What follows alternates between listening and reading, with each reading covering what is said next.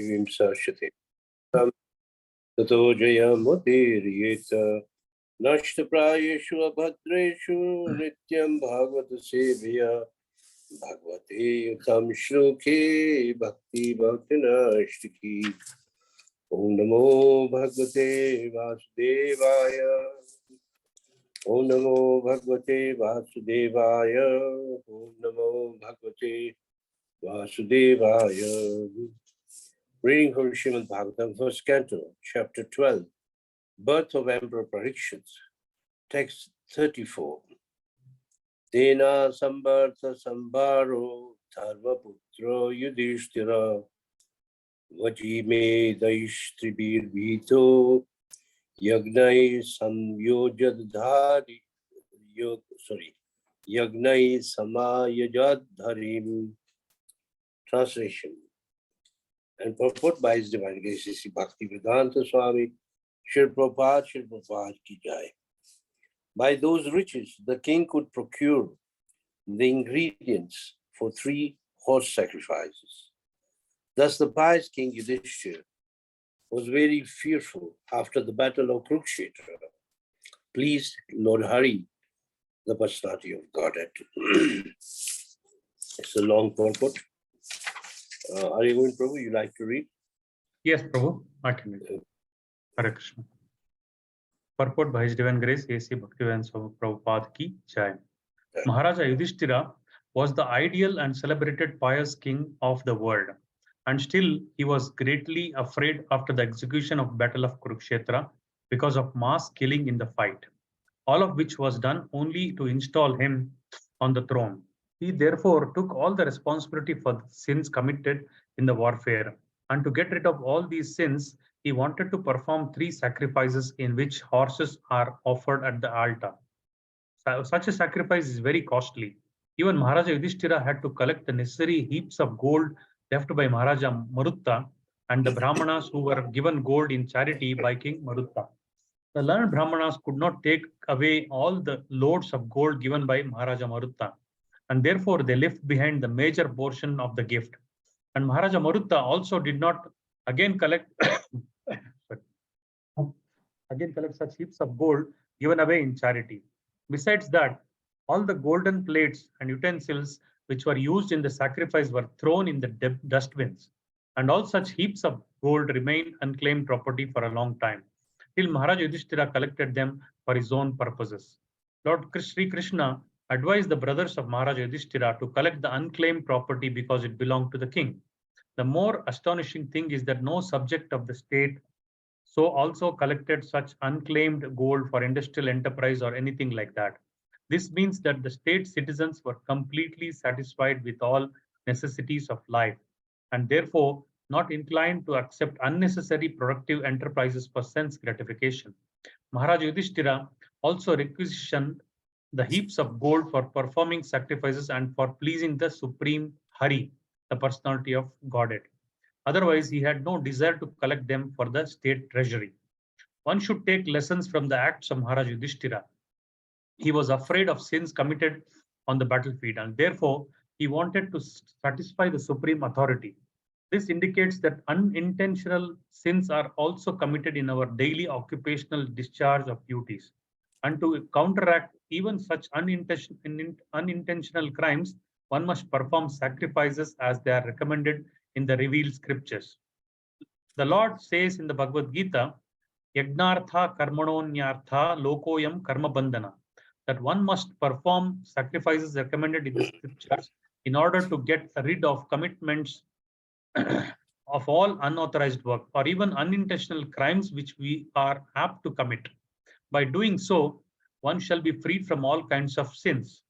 And those who do not do so but work for self-interest or sense gratification have to undergo all tribulations accrued from committed sins. Therefore, the main purpose of performing sacrifices is to just satisfy Supreme Personality Hari.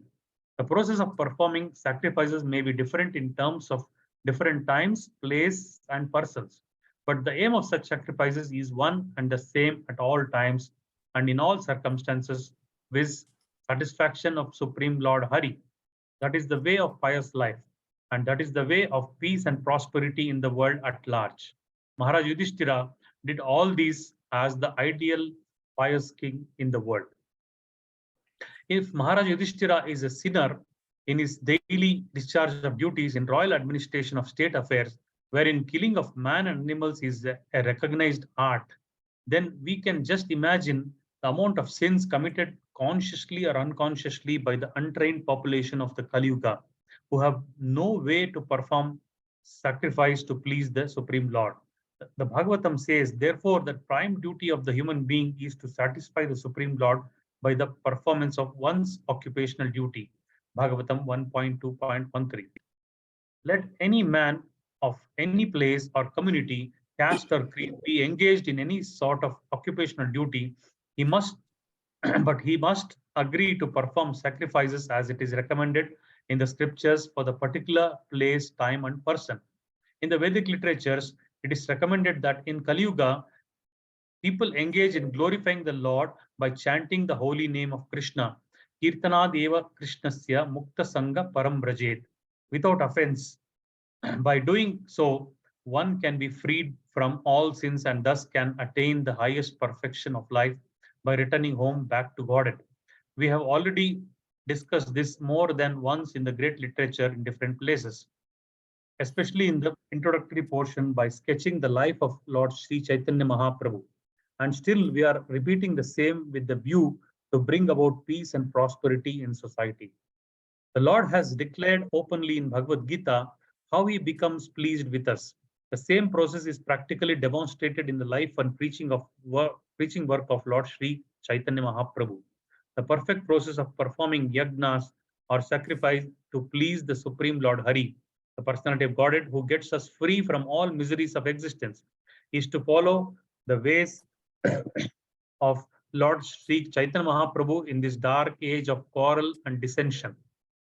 Maharaj Yudhishthira had to collect heaps of gold to secure the paraphernalia for the horse sacrifices or sacrifice yagnas in days of sufficiency.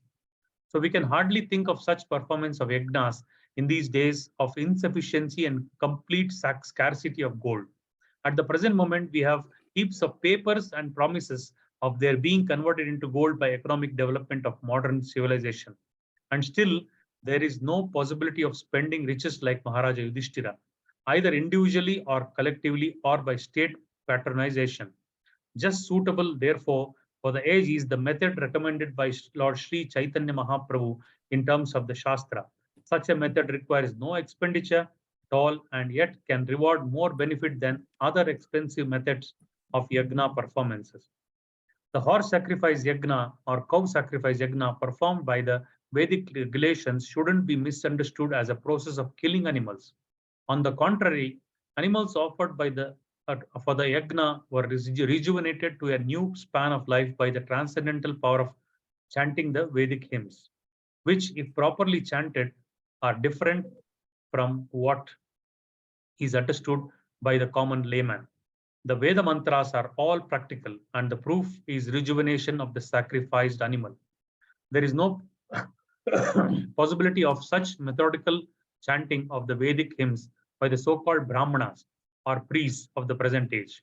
The untrained descendants of twice-born families are no more like their forefathers, and thus they are counted amongst the Shudras or once-born men. The once-born man is unfit to chant the Vedic hymns, and therefore there is no practical utility of chanting the original hymns.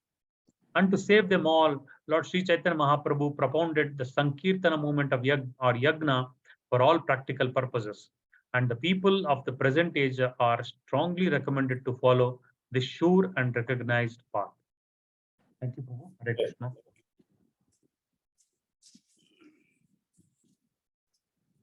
We are in the section of the Srimad Bhagavatam. Birth of Emperor. The chapter is entitled Birth of Emperor Parikshit.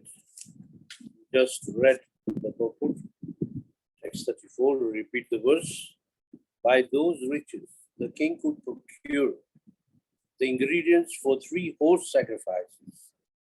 Thus, the pious king Yudhishthira was very fearful after the battle of Kurukshetra. Please, Lord Hari, the personality of God. discuss the main points here. Prabhupada explains that after the Battle of Kurukshetra, in which so many people were massacred, Maharaj Yudhishthira was not at all happy. Why? Because he thought, because of me becoming the king, so many people have lost their lives. So in order to counteract it, he performed 3 Ashwamedh Yajnas. Now regarding 3 Ashwamedh Yajna, which is translated as horse sacrifice. Now Ashwamedh Yajna can only be performed by the emperor of the earth, not everyone, for which a horse is set free with a sign on him, written on him, that if you accept my rule, then no problem. But if you don't accept my rule, then you can fight with me. And if in this way, if the horse or whoever has taken the horse, if he's challenged, then Maharaj Yudhishthira has to fight that king. And that is the Vedic way of ruling the whole earth. And for your information, the entire earth was ruled by Vedic kings. Now it's all broken down. And there's no kingdom, really speaking, ruled by a Vedic king. And now in the Kali Yuga, Prabhupada explains that more or less the monarchy is gone. No more kings. There are kings, but they are in the name only. There are some kings of Europe or Saudi Arabia, but these are not very powerful the way the kings used to be in those days. Now to perform an Ashwamedh Yajna is a very expensive thing because so much items are required, so many Brahmins are required, a very high standard Brahmins who speak the mantras correctly, perfectly. And after the war, practically there was no wealth left. The treasury was as good as empty because in a war, so much money goes away. Even recently when they had the First World War, Second World War, so much money was wasted and countries became very poor. The same way, even after Mahabharata war, the Battle of Kurukshetra, Mahabharata, very little money was left. So in order to require, how did Maharaj procure gold and other items? Is that he went to collect wealth which was left by King Maruta. I think it was discussed yesterday. A very powerful king, great king who ruled for many years. And when the Brahmins, when they were given gold, they left it behind. They only took what they required. The rest, they just left it. So by Krishna's advice, he went to bring it to Arjuna. That's why Arjuna is called Dhananjaya. If you see some verses in Bhagavad Gita, Arjuna is a particular name, Dhananjaya. Dhana means wealth. Jaya means one who, the winner of wealth. Now in those days, the Brahmanas and citizens were so satisfied. They'll only take what is required. They'll not take more. Now, if you recall in the, I don't know if you've done Ishopanishad, we find that in Ishopanishad, in the second verse, or I think it's in the first verse, it says one should only take what is as per your quota, not more than that. Then there is no bondage of karma. If you take a little more, you'll be bonded. I often give the example of a Russian card. Sometimes when there's war, then shops are closed, then there are government shops which give you ration. And each citizen is given a ration card. You can go and claim, but you can't get more than what is written there. In a similar way, we all have been given a particular quota. We should not jump the quota. If we jump, then we become bonded. This is what Ishopanishad explains. And the verse for following that, it says, if one lives a life like that, you live a karma-free life. You'll find that it's only the human beings who jump the quota, not others. Other species only take what they require and go away. In the nectar instruction, in one purport, Prabhupada gives an example that if a bag of grains were kept on the road, if the birds were invited to take, they'll take what they require, they'll fly away. But if a human being is invited to take what he wants, he'll take the entire sack of the grains and go away. Because human being, really speaking, is not very spiritually elevated. And he is a greedy person. So Maharaj Yudhishthira, the great thing we can learn from Maharaj Yudhishthira is he felt that because I have now become the king, and to make me the king, so many people have been killed. So all the sins, he took it on his head. Now this is a Vaishnava attitude. A Vaishnava does not blame anyone. A Vaishnava will only blame himself. And this is a great corridor of Vaishnava, in which this understanding will keep him very close to Krishna. To think oneself to be fallen, sinful, is very good. Well, that does not mean that we go on sins and remain fallen. No. The meaning is that even if you engage in devotional service, we should not think that we are very qualified. We should always consider ourselves to be least qualified so that we can render a better and better service. We should always keep a room for improvement. Now, in order to counteract the sins, even us, there's so many sins we commit knowingly or unknowingly. Knowingly means like breaking the regulatory principles. These are knowingly, especially for devotees. And then there are sins we commit unknowingly.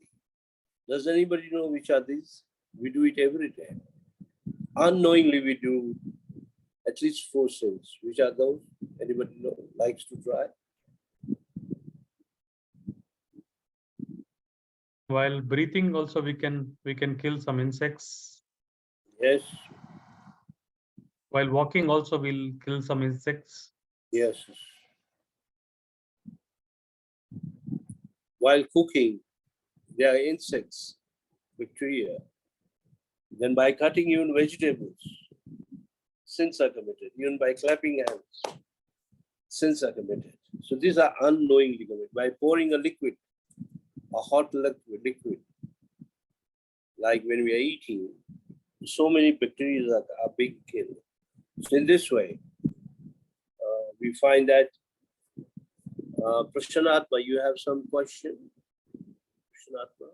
No, Okay. no, Prabhu. I'm just extend what is in this. Okay. So we all actually are sinners, really speaking. Nobody can say, I am not committing any sins. There are sins you may be doing knowingly, may not be doing unknowingly. But there are sins we do unknowingly, which we ourselves do not. Many examples are given in the Shastra that even by our speech, sometimes we sin. We speak things which are not suitable for our Vaishnava Sadachara. It's not good for us. For example, if you are wearing a Vaishnava attire, a dhoti, kurta, tilak, sikha, and someone greets you, Hare Krishna, then we are supposed to greet back. But many of us sometimes don't want to greet. Already a sin is committed. Or sometimes we hurt feelings of others. Sin is committed. Sometimes we think ill of others. Sin is committed. Sometimes we make fun out of people. They may be right, but we may see it in a different angle. And we may take it as, oh, look at that fool. And we laugh on that person. So by mocking others, we are committing sins. That's why in the 3rd chapter of Bhagavad Gita, there are at least 4 to 5 verses in the 3rd chapter, which Krishna advises Arjuna that live a life of sacrifice, starting with the Yagyartha Karma Nonyatra Loko Yam Karma Bandhana 9, 10, 11, 12. All these verses in the third chapter, which is called Karma Yoga. Krishna speaks of different achievements that you must perform, live a life of sacrifice. If not, you are living a life of sin. Because knowingly, unknowingly, we are committing sins. So if you start from verse number 9 onwards, I can read for you. Work done for sacrifice has to be performed. Otherwise, the work causes bondage. Therefore, son of Kunti, perform your prescribed duty for his satisfaction, and you'll always remain free from bondage. And then number 10, he says, in the beginning of creation, the Lord of all creatures sent forth generations of men and demigods, along with sacrifices for Vishnu, and blessed them by saying, be thou happy by this yajna, because this performance will bestow upon you everything desirable for living happily and achieving liberation. So, indirectly it says, by performance of yajna, your desires will be fulfilled. You can live happily. And the third one is you'll go back to God. If we perform the required sacrifice. And he says, why we perform sacrifice? To please demigods who will cooperate with you. So both men and demigods, there will be a cooperation between them, and there will be prosperity for everyone. You find that in the time of Maharaj Yudhishthira, the whole planet was very prosperous. There was no shortage of anything. No shortage of grains, fruits, vegetables, milk, rain, you name it. Everything was there. Rather, everything was excess. In one verse, it says the cows were so happy that even before milking, they were giving you cow. They were giving you milk. Sometimes the ground would become wet. And in the text 12, it says, the demigods being pleased by yajna will supply all necessities. But whoever gives these gifts, whoever enjoys these gifts and does not return in the form of yajna, that man is a thief. And the Purport Sri Prabhupada says, to live a life of a thief is a very risky life. It's a very miserable life. In 13, he says, my devotees will not eat anything which has not been offered in the yajna. That's why they are free from all sins. And then he teaches the chakra that by eating grains are produced by rains are performed by yajna, and yajna is performed by, yajna is born of prescribed duties. And all these prescribed duties are written in the Vedas. The Vedas are spoken by the Lord himself.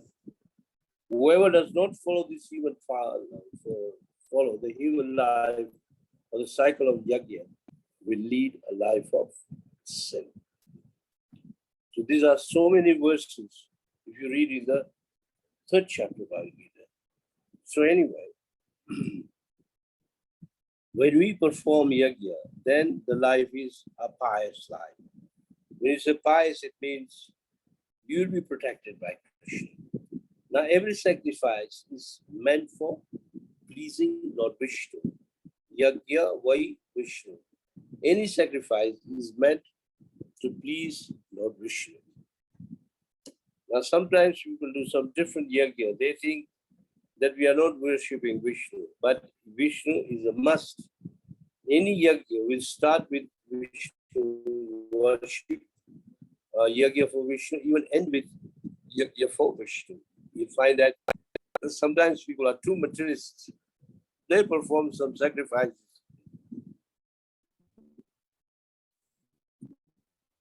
for some material achievements, and they may worship. They want to worship a demigod. First, you have to worship Vishnu. Even in a marriage sacrifice, imagine a marriage sacrifice, we should worship first. So no worship is acceptable or is considered bona fide without worship of Vishnu. That's why it says Yagya Vai Vishnu. Yagya means to worship Krishna. Yagya means to worship Krishna or Vishnu. And at the time of Maharaj Yudhishthira, there was no king like Yudhishthira on the entire planet. He was so truthful, so pious, so great, and so much caring for his citizens. Everybody loved him. Now, there's a verse which appears in the Bhagavatam, which says that Atha Kumbi Duja Srishta Vanashram Vibhagasha Swanastishya Dharvarsha Shamshidir Haritoshanam. That, oh, twice born Brahmanas, this Vanashram system, by following the Vanashram system, one has to perform his dharma properly. Why? The conclusion is to please Hari, Samsiddhi Hari Toshna, whether you are a Brahmana, Kshatriya, Vaishya, Sudra. So the whole aim of an ashram system is to please Lord Vishnu. Everyone should perform sacrifice. If you go to when we go to the 12th canto, then so many things are written about this horrible age of Kali, where we are actually living. And some shocking things are written there, which you can actually see them happening today, right in front of you. So Bhagavatam gives a prophecy of what is actually going to happen in Kali. We may have discussed this verse earlier. The verse is Shri Shuka Vacha Tata Chanu Dinam Dharma Satyam Shocham Shamadaya Kalena Balina Rajan Nakshachati Ayu Balam Smriti. Today Goswami says, then, O King, King Parikshit, religion, truthfulness, cleanliness, tolerance, mercy, duration of life, physical strength and memory will all diminish day by day because of the powerful influence of Kali. So this is written in the 12th canto. And this is the symptoms of Kali Yuga. And in this same section of Bhagavatam, it says, Kale doshe nide rajan eka hashti mahaguna kirtanya shadeva krishnaya mukta sangha paramvajet. If you want to live a free, karma-free life, mukta, then the only way is to perform Krishna Kirtan. That's why practically every page of Sri Prabhupada's books, Sri Prabhupada says, chant Hare Krishna.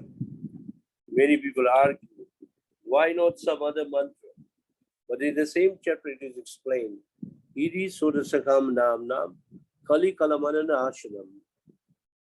That in this age of Kali Yuga, there is no other option. This is the way out, is to chant the 16 name mantra. Hare Krishna, Krishna Krishna, Hare Hare, Hare Rama, Rama Rama, Hare Hare.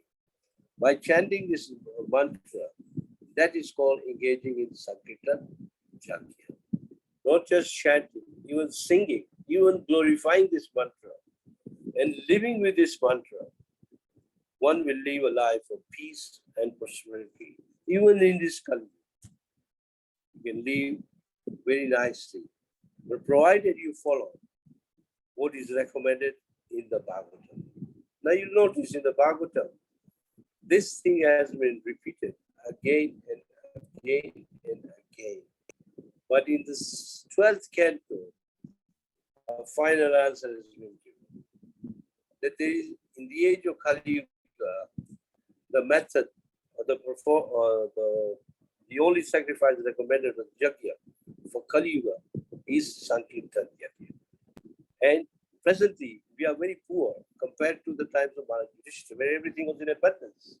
Now we find that people hardly have gold. People formerly could wear gold. You can't even wear gold. In Gara, where our temple is, so in the evening, you can't just go out with gold on you. You can be killed also. Even a small earring, they will not leave for the small ladies. I mean, from the ladies, they pull it out. Because now imagine the time of King Yudhishthira. The Brahmins would leave gold right there on the road and go away. They only take what is required because the Brahmins were very pious. We find that today the Brahmins give them some dakshina or a gift. Not all of them are happy. They may think, oh, I was given so little. They always want more. And even if they were given more, they want still more. Because it's Kali Yuga.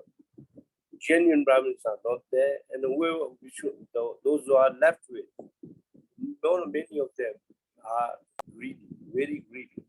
More or less are even business kind, commercial kind of Brahmins. To find genuine Brahmanas, and to make a Brahmana, it needs a very good training. And who is going to train? Prabhupada says our society is designed in such a way that everyone is actually trained to become a pure Brahmin first. And then from pure Brahmin to a pure Vaishnava. So in the olden days, so many kind of sacrifices are done. But in this age of Kali Yuga, 5 acts are forbidden. I'll read for you. It's written in the Brahma Vaivarta Purana. Ashwamedam Gavalambam Sanyasam Pala Paitrakam Devrena Suto Patim Kalo Pancha Vivarjate. Vivarjate means one must give up these acts, which are they? Offering of horse or a cow in sacrifice. It means no more Ashwamedha Yajna, no go Yajna. Then acceptance of the order of sannyas. Formally, everyone will take sannyas. Age of Kali Yuga, Prabhupada says, those people who can accept sannyas ashram and who can follow, provided they can preach, otherwise they should not take sannyas. Very strict. Offerings of flesh to the forefathers, and a man's begetting children in his brother's wife. This is also quoted in Chaitanya Charitamrita. So 5 things are forbidden in Kali Yuga. And all this is written in scriptures thousands of years ago. Why? Because we are very fallen and we don't find proper Brahmanas. They are hardly available.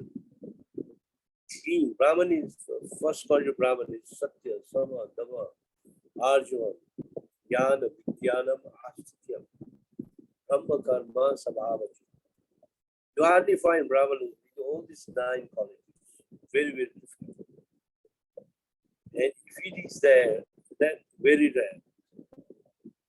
So the conclusion is, in this age of Kali Yuga, that is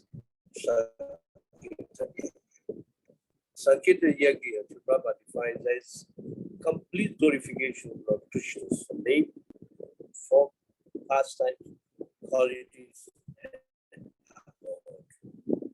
That is called Sankirtan Yajna. Also, another meaning of Sankirtan, it means complete glorification, means altogether, not yourself only. More devotees assembled together, a lot of power is there, a lot of strength is there. That's why even in our temple, when we sit down to chant, all the devotees sit together, at least for 1 hour, and chant the Mahamantra. So, we are not in the time of all so many things, no Brahmanas there, no Brahmanas, no wealth. And this is Kali Yuga. Even if you do Ashwamedha Yajna, it will have no value. Because recommended, or we can say licensed Yajna or sacrifice is Sankirtan Yajna. Sometimes people argue, those who are not in this path, that why do you stress so much in Sankirtan? But even Krishna is recommended Sankirtan Yajna in Bhagavad Gita. If you go to 9:14, it says, Satatam Kirtayanto Mam, Yadatam Dridavita, Namasyantastu Mam Bhaktya Nitya Yukta Upashati. Satatam Kirtayanto. Satatam means non-stop. Many people think that I'll do a little puja, that is enough. But if you scrutinizely understand this one, Satatam Kirtayanto Mam, it says non-stop chant for the holy name. And then going down to Krishna again and again. By doing these two things, you are actually worshipping Krishna. If someone is not doing this, he is not worshipping Krishna. He may believe in Krishna, that is okay. But to worship Krishna, two things are must. Prabhupada has made it very easy. Then always keep chanting, always.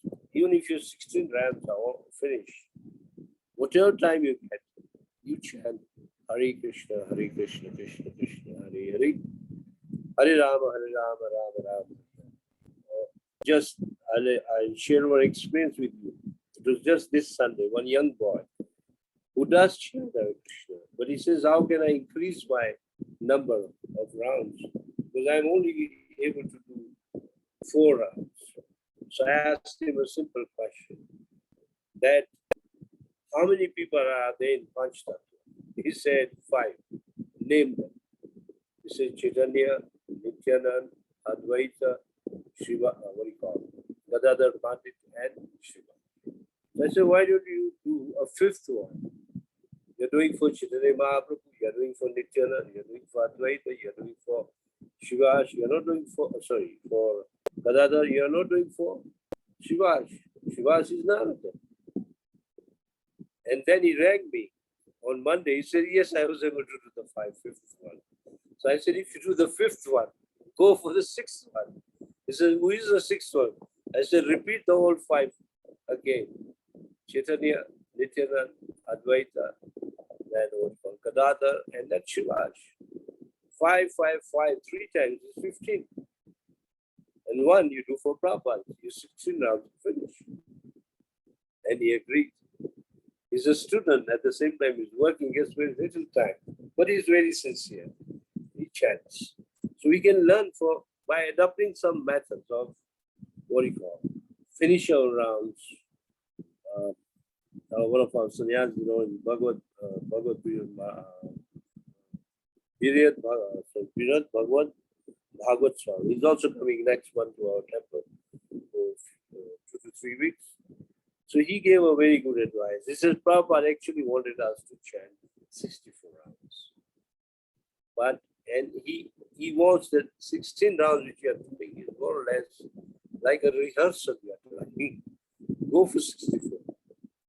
16 is too little. So if you can accomplish 64, then that is a good start. But since if you are a very busy person, do 16. And then in the next sentence says, why 16? Make it 16 plus 1. Make it minimum 17. So at least that is Prabhupada. That is, he's doing 16 plus rounds. So nothing less than 17 rounds a day. So while doing this, we are performing our duty of taking part in Sankirtan Yajna.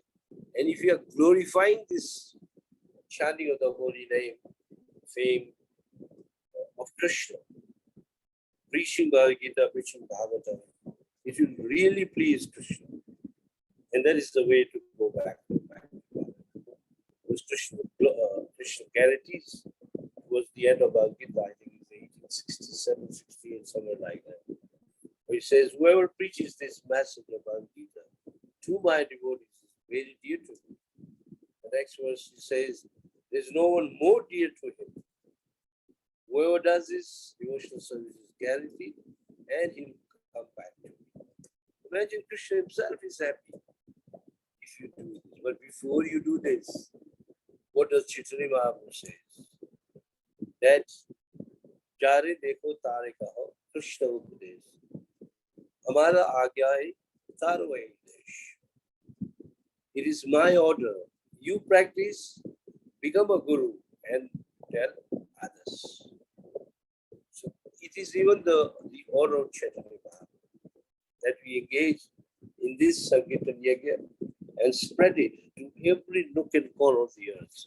If you don't do it, someone else will do it because it's already been prophesied. So why not become instrumental in it, which will please Prabhupada, please all the acharyas, even Chaitanya Mahaprabhu, even up to go anywhere you go, tell people to chant. You should especially take shelter of Nityanand Prabhu and Haridas Thakur. Because by their strength, it is possible. On our own, we can't. So we have to borrow some strength from them. This way, Sankirtan Yajna is very, very useful. So we ran the class here. Main points today is that Maharaj Yudhishthira, in order to counteract the massacre of so many soldiers, he performed 3 Ashwamedh yajnas, 3 horse sacrifices, which was very expensive, but he collected wealth left by King Bharata. And by performing any yajna, you counteract volumes of sinful reactions. Not just killing, but there are so many sins we perform consciously or unconsciously. All can be counteracted by performance of it. Now we are not in the times of our Yudhishthira, everything is available. Kali Yuga, many things are not available. So by the minimum and yet the most, what do you call it, powerful yajna is the Sankirtan Yajna, initiated by Krishna himself as Shri Krishna Chaitanya. Also, this is mentioned in the purport of the 3rd chapter. It says, Prabhupada quotes from the Bhagavatam, Krishna Varnam Tisha Krishna Sango Bhagarsha Pasatam Yakye Sankirtan Pradaye Yajanti Hi Suvedasha. Those who are wise, intelligent, will worship Krishna, who perform Sankirtan Yajna with these associates. And what are the weapons? Chanting the holy name. Hare Krishna. So if anybody likes to add something, share something, or if you like to, if you have any questions, please ask.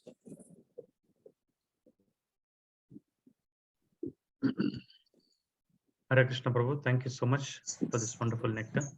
Prabhuji, I had this one doubt when you said that knowingly or unknowingly we are committing sins always by causing disturbance or death to different living entities.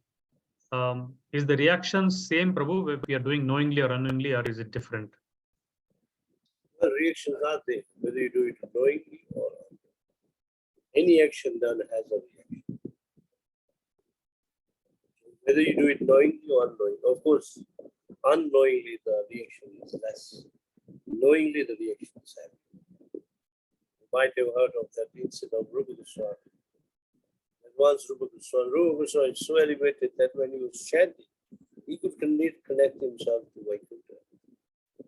And he could actually see what is happening in Vaikuntha. So on that particular day, we found that, I try to be very short as possible, that Radharani was trying to take some flower from a tree. Either it's a flower or a fruit. It was a bit high, the branch. She was trying to jump. So Krishna saw it. So he went behind and brought the branch down. And when she grabbed the fruit, Krishna let go the branch, leaving Radharani hanging. So Rupa Goswami felt happy. I mean, was laughing. And there was a nymph was passing by. And he thought that Rupa Goswami was laughing at him. So imagine, unknowing an offense was committed. So when we become initiated, a sin is called an offense. When we are not initiated, we are called, it is the same thing is called a sin. We can do it knowingly or unknowingly. We can better to think yourself that I am sinful, which will make you commit sins and will free you from pride. elements of knowledge Krishna is explaining. I think it's the fourth element in the 13th chapter. Let me just Sanskrit. Manitam Adambitva Ahimsa Saisnena. Saisnena means free from pride.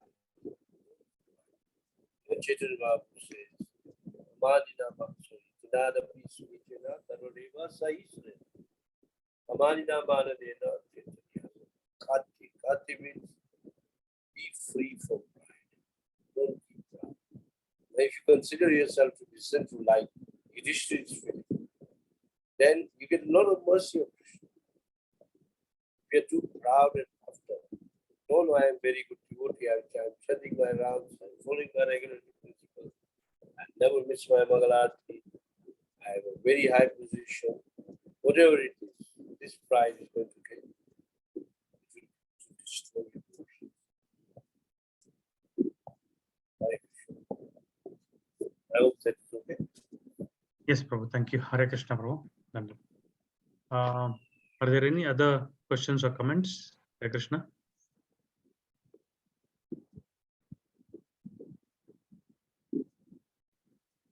Hare Krishna, Prabhuji. Hare I Krishna. wanted to ask something a little bit unrelated, but it's about sinful activities. Now, I have a tulsi plant, and there is this small, very, very minute, tiny black fly. They go and get into the roots of the tulsi plant, and then they affect the plant, and the leaves start falling, and the tulsi plants get totally ruined. Now, I read up about what should I do, and there are many different alternatives given. But then when I read what this treatment does to the insects and how it kills them, I thought, well, I couldn't do that neither because I'll be killing the insects. So what do I do? Because it really, really grieves me to see my tulsi plant drying up, and I like to offer the leaves and prasadam at the feet of the Lord every day. So can you please advise me? Okay, so if I ask you a question, who is more important, the tulsi or the worms which eat the roots of the tulsi? Who is more important? No, of course the tulsi. Yeah. So to protect the tulsi, the recommended process is you take water and put a bit of turmeric inside. Don't put any medicine. You know turmeric? Yes. Yeah. If you put a little water, turmeric inside, near the roots, then these insects will not come there. Oh, thank you so much, That is Prabhuji. the Vedic way of protecting the tulsi. And see Because that you don't put too much. Don't put No. too much. Just light. And is that Prabhuji, very often or just occasionally to use the turmeric? Occasionally, whenever necessary, not occasionally, not regular. Oh. Occasion. Thank you so much, Prabhuji. Okay. Prabhuji, is it that for other plants it can work if there are few insects in Yes, 3 or 4 plants? It does work for all plants. So a pinch of turmeric and 1 spoon A pinch of water. turmeric, you mix it like you take a glass of water like this one. Just a pinch is enough. Mix it nicely and pour it near the roots. It will save your tulsi. All right. Hare Krishna. Are you going, Prabhu? We can end up here. Hare Krishna. Yes, Prabhuji. Thank you so much. I think also I have heard in the Prabhupada conversations, devotees asked that can we spray anything for tulsi plant? But Prabhupada said no sprays. Tulsi is we cannot spray to tulsi, just water, and as you said, turmeric. Yeah, only water, no medicine. No, we don't do that. No chemicals. True. And if you think your tulsi is not growing very well, then you can put a bit of cow dung mix it with the soil inside, which will bring out a very nice tulsi, green completely. Thank you, Prabhuji. Hare Krishna. Parth Prabhu, can you end the session, Prabhu? Hare Krishna. Yes, Prabhuji. Hare Krishna, Prabhuji. Please accept our humble obeisances. Thank you, Prabhuji, for your nice class. Hare- Prabhuji, the thing, yes, Prabhuji. It is talking about also you told in Kali Yuga only the Nam Sankirtan, Nam Yajna is the perfect and it is prescribed in all scriptures. But still we know, and especially I'm not talking others, in ISKCON also, we are doing so many yajna, like a temple ceremony, Bhumi Pujan ceremony, so many things. Even Yeah, also that's- marriage devotees. Yeah, those are, but even that one has to accompany it by Sankirtan Yajna. For example, you do Bhumi Pujan, or you are installing the deity, you're Yeah. opening the temple, marriage, even all those, it is not bona fide if there is no Sankirtan Yajna. It must accompany. Oh, right. Without Sankirtan Yajna, all those yajnas are incomplete. For example, a marriage ceremony is done. The Pandit is doing the ceremony, but in the background, there must be Sankirtan Yajna. Not only that, recitation of Srimad Bhagavatam or Bhagavad Gita also has to be done. Because when you read Bhagavatam, that is Sankirtan also. Okay. Yes, sir. Thank you, Prabhuji. Thank you. Hare Krishna. Just Prabhuji. like about a month ago, someone brought, I can share my experience. Someone brought Jagannath Baldev Subhadra, and they wanted us to do the first Abhishek. And they said to perform Yajna. I said the Yajna is Sankirtan Yajna. So we did Sankirtan Yajna. And the bathing was done. And he was really happy. He says the whole atmosphere is such charged with the holy names. And one devotee was reading Bhagavad Gita in one corner. So Bhagavad Gita was read, Sankirtan Yajna was done, mantras were spoken, and the whole, Abhishek was done as per the scriptural miracles. Yes, Prabhuji. Oh, yes, Prabhuji. Thank you so much, So, Prabhuji.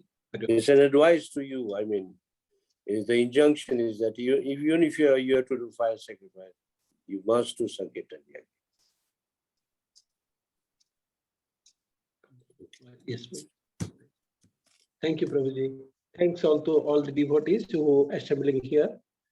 Please unmute yourself and chant Hare Krishna mantra for glorification of His Grace Rukma Prabhuji.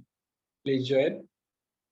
Hare Krishna, Krishna Krishna, Hare Hare, Hare Rama, Rama Rama, Hare Hare.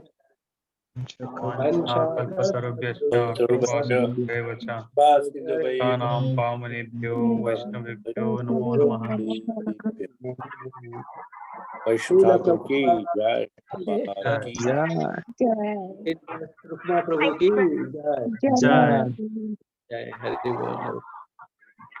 Thank you, Prabhuji, Hare Krishna. Thank you, Thank you, Hare Prabhuji. Krishna. Hare Krishna. Thank you, Thank Hare you, Krishna. Hare Krishna. Hare Krishna.